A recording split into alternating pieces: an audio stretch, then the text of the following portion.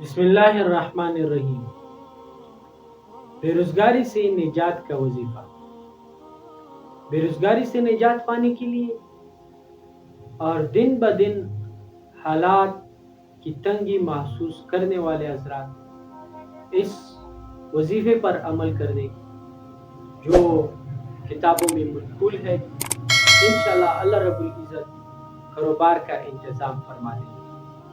اور اس کا طریقہ کار یہ ہے کہ عشاء کی نماز پڑھنے کے بعد لفظ یا وہاب، صرف یہ ایک لفظ یا وہاب، اس کو 414 مرتبہ پڑھیے اور ساتھ ساتھ یا وہاب حبلی من نعمت الدنیا والآخرہ انکا انت الوہاب، اس کو 112 مرتبہ پڑھیے اور پھر خشوع اور خضوع کے ساتھ اللہ رب العزت سے دعا مانگیں۔